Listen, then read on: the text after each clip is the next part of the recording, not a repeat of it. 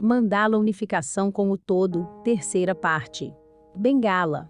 Se todos os seres estivessem no mesmo patamar de evolução e estivessem num grau de séries de luz, não haveria necessidade de ninguém orientar ninguém. Como todos estamos em evolução, o todo em sua sabedoria infinita resolveu que a melhor forma seria que os que estão em melhor situação ajudem os que não estão. Todos se ajudariam mutuamente e todos seriam felizes. É o que foi dito. Filhinhos, amai-vos uns aos outros. Aqueles que estudaram mais, ensinam aqueles que ainda não estudaram tanto. Por isso vamos nas escolas, para aprender com os professores. Se não houvessem professores, ninguém aprenderia mais nada. E todos já seriam emanados sabendo tudo.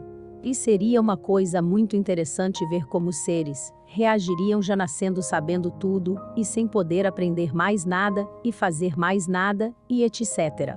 Quem conseguiria viver assim? Por isso existem N graus de evolução e aprendizado. E todos continuam aprendendo. Todos os seres dos multiversos aprendem sem parar e estudam sem parar. E essa é a vontade do todo. Acredito que a lógica disso e a sabedoria disto seja evidente para todos. Quem sabe mais ajuda quem não sabe tanto. Sem julgamento. Só ajudar incondicionalmente. Os que ainda necessitam de ajuda devem pedir ajuda. Os que ainda não aprenderam tudo, devem estudar com quem já aprendeu mais que eles. A RH não é uma bengala. É uma ferramenta. Tente tirar um parafuso com as mãos em uma chave de fenda. É uma ferramenta que se usa para adquirir conhecimentos e informações. Da mesma maneira que se vai numa escola para aprender algo. E quando a pessoa já aprendeu, ela não precisa mais da ferramenta. Ninguém é escravo da ferramenta. Usa-se quando se precisa. E a ferramenta aumenta a produtividade. É por isso que se usa um macaco para levantar um carro.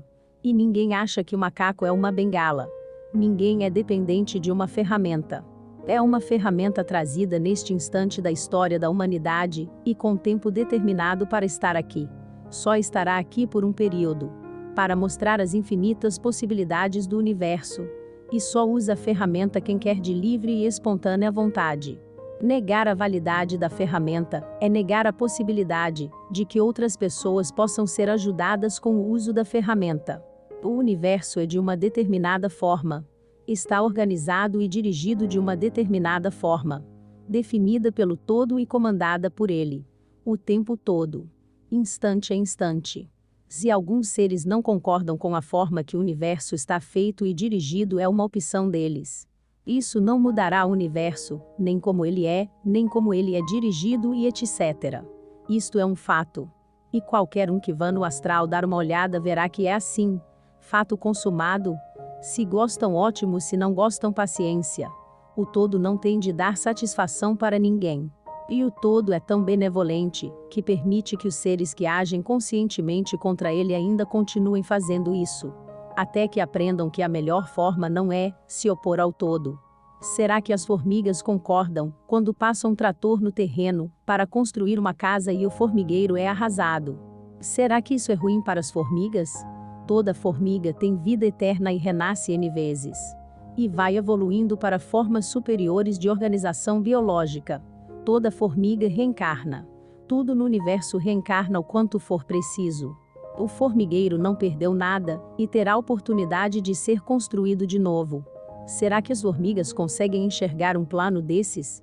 Será que as formigas podem conceber um ser como o todo? Ou sequer conceber os humanos?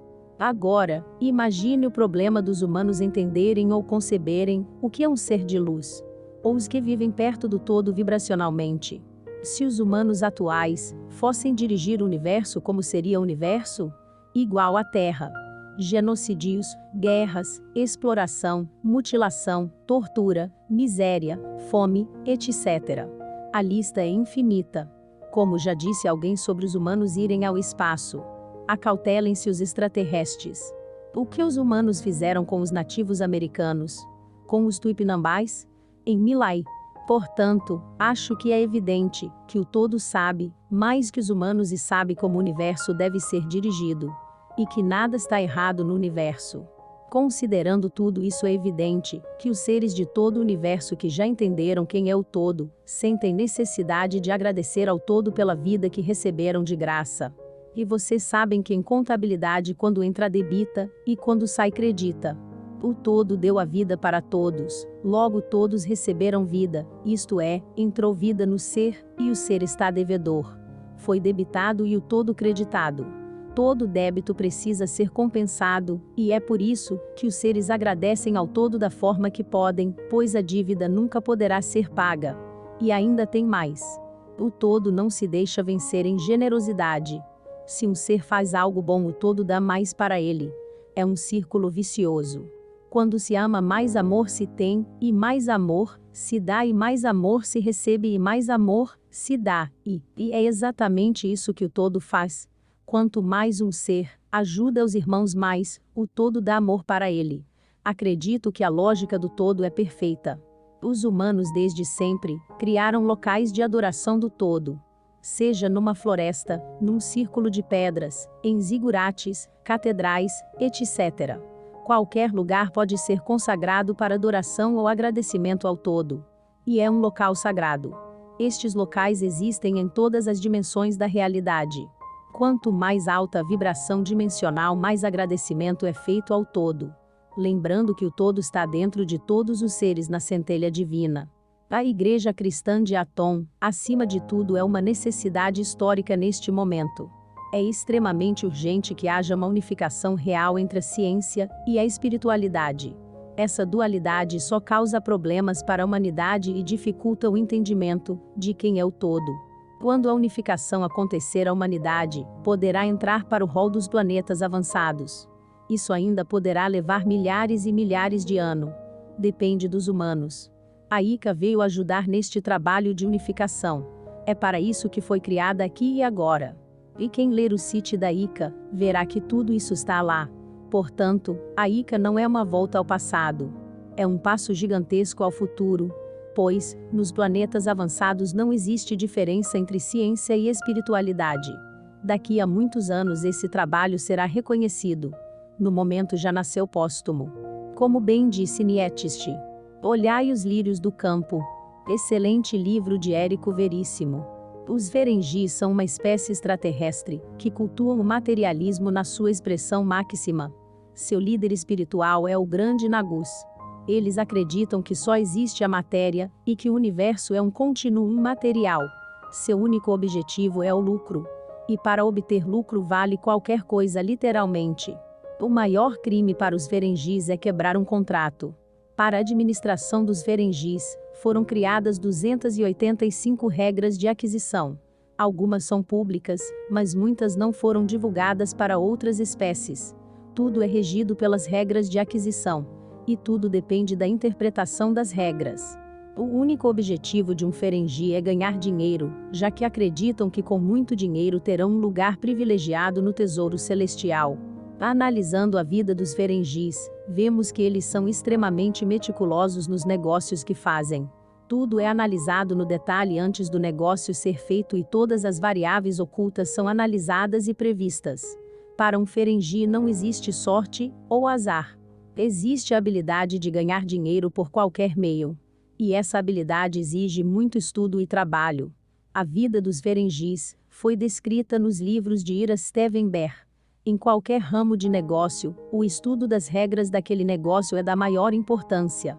Conhecimento é poder, poderia ser muito bem uma das regras de aquisição. Talvez seja uma das regras ocultas. É por isso que a literatura Ferengi tem milhares de livros sobre negócios, comércio, especulação, etc. Eles documentam tudo sobre os negócios. O planeta é administrado pela Câmara de Comércio. A capacidade intelectual dos Ferengis é enorme. Estão sempre atentos à mais mínima oportunidade de ganho, mas que sempre dependa apenas deles mesmos.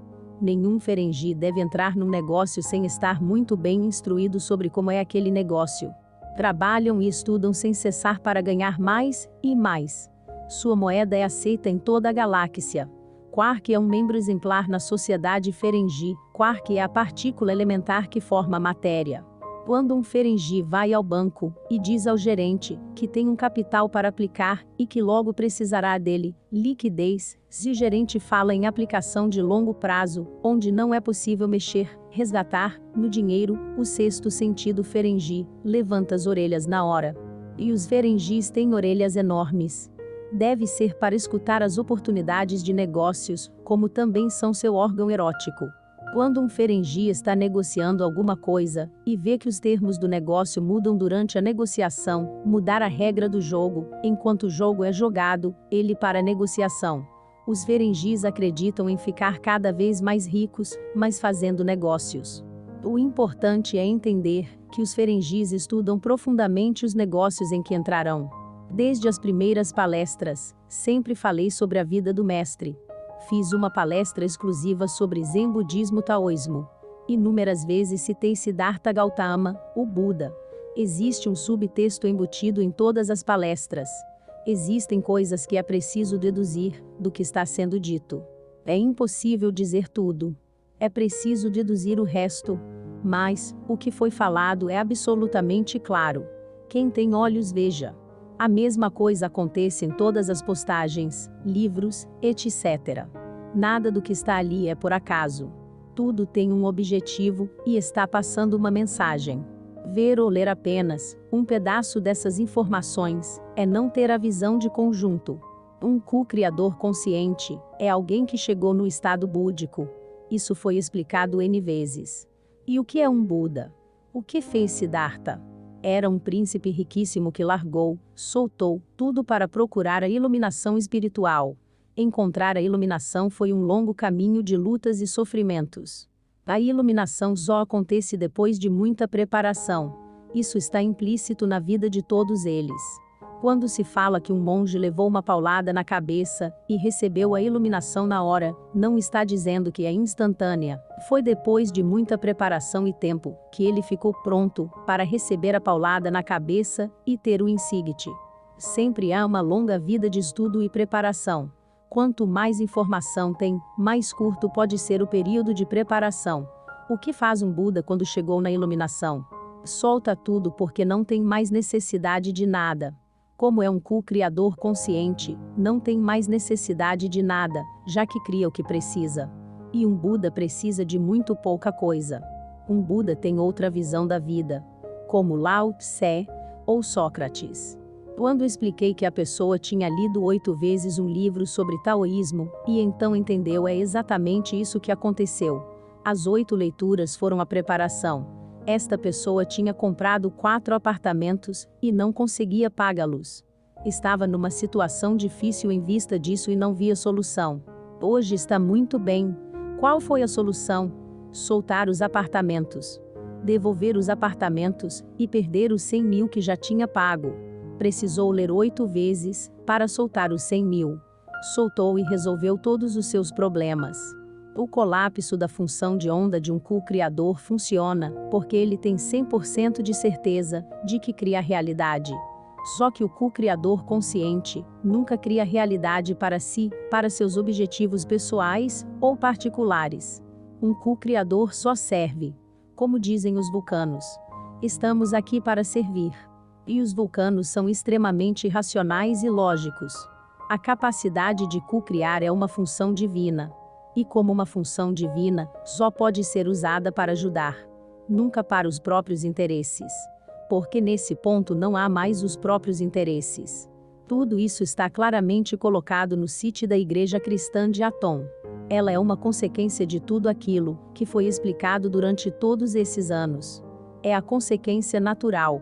Se o site for lido com olhos de ver e analisado com cuidado, se verá tudo aquilo que está dito aqui. E dito nas palestras e livros. Ninguém cita o mestre sem que esteja de acordo com ele. Se o mestre é citado como exemplo, qual dedução tirar disto? É óbvio que todo o ensinamento do mestre está sendo passado de outra forma, está sendo explicado em outras palavras, para facilitar o entendimento.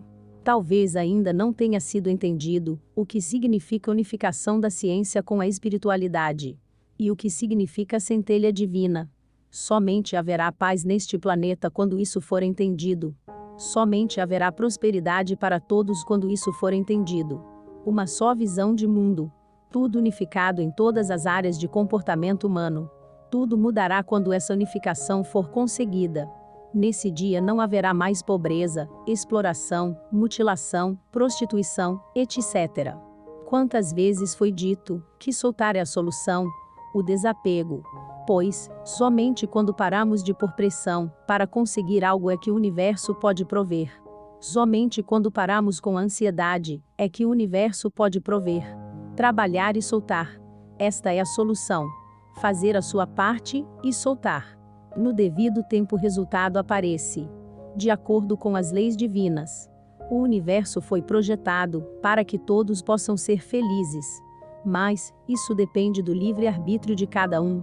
Cada um fazendo a sua parte, todos terão a sua parte da felicidade. Individualização e individuação. O trabalho de individualização começa desde que o bebê nasce. Se tudo corre bem, ele torna-se um ser adulto autônomo, independente e realizador. Torna-se um indivíduo com uma personalidade bem definida. Um ego definido. Em DS9 vive um ser da espécie trio. Os trios são seres que precisam de um hospedeiro para viver. Quando o hospedeiro envelhece, eles se mudam para outro hospedeiro, que podem ser masculinos ou femininos. Eles alternam de corpos e gêneros. Curzon Dax era um hospedeiro masculino, e agora já dizia Dax é um hospedeiro feminino. Dax está vivendo há 328 anos, e já teve 9 hospedeiros. 9 vidas. Cada hospedeiro tem uma personalidade bem definida, mas no fundo todos são Dax. As duas personalidades convivem harmoniosamente. Se a individualização foi bem sucedida, a próxima fase e a mais difícil é a individuação, que é a unificação do indivíduo com o self. A união do self com o self. É isso que Nietzsche quis dizer quando falou do super-homem do futuro. E não foi entendido. Pensaram que o super-homem seria um homem com um self mais desenvolvido, mas o que ele quis dizer foi que seria a unificação do self com o self. A unificação do indivíduo com a centelha divina. Evidente que nem ele, nem Jung usaram essa terminologia. Na série Voyager temos um holograma médico de emergência. Um holograma consciente e que evoluiu. Da mesma forma que o holodeck pode criar qualquer realidade, pois a realidade é uma transformação de energia em matéria. Doc, o holograma, também é um ser materializado, que executa qualquer função como os humanos, também seres de energia materializada. Luz congelada. Quando a individualização não foi bem sucedida, a alienação, a resistência ao crescimento, aparece como desorientação e ansiedade. Assumir a consciência é a única forma de ser feliz. Qualquer outra abordagem com a consciência não dá resultado. Em última instância, a consciência é a única realidade que existe. Toda realidade é pura consciência. O que se chama matéria é apenas a energia da consciência transformada em massa.